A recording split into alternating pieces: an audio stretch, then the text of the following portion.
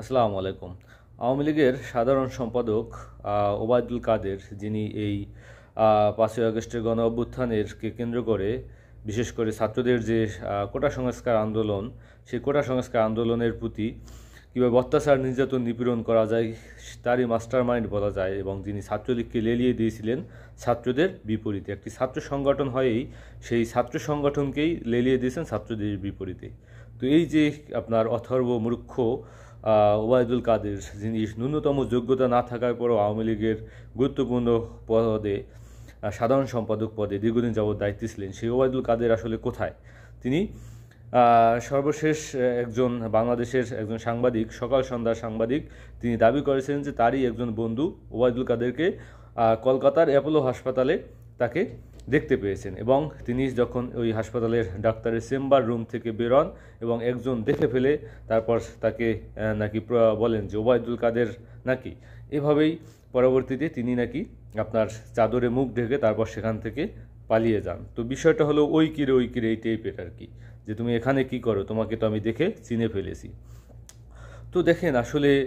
এই ওবায়দুল কাদের সাহেব কিন্তু দীর্ঘ ৩ মাস পর্যন্ত বাংলাদেশে ছিল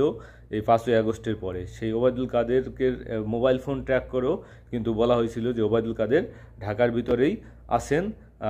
তো এরকমের একটা পরিস্থিতিতে পরবর্তীতে কিন্তু ওবায়দুল কাদেরকে আর অ্যারেস্ট করা হয় না, এবং যে কোনোভাবে কোনো না কোনোভাবে কিন্তু ওবায়দুল কাদের সাহেব কিন্তু সেই ভারতে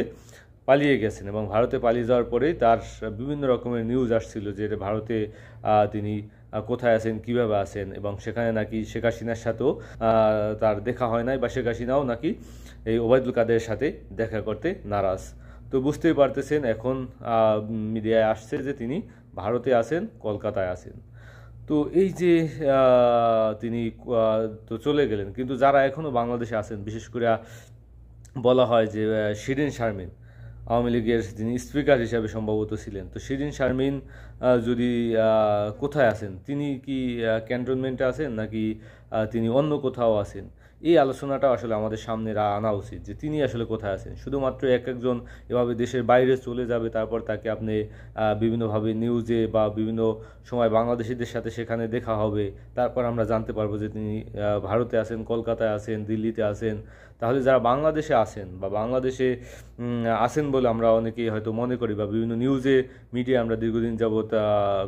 দেখে আসতেছি যে শিরিন শারমিন আসলে কোথায়, শিরিন শারমিন কি বাংলাদেশে আছেন নাকি ক্যান্টনমেন্টে আছেন, কীভাবে আছেন, তাহলে তাকে কেন আসলে অ্যারেস্ট করা হইতেছে না, বা তাকে কেন খুঁজে বের করা হইতেছে না, নাকি তারাও কিছুদিন পর শিরিন শারমিন যখন বাংলাদেশ থেকে চলে যাবে তারপর ভারতে যাবে, ভারতে যাওয়ার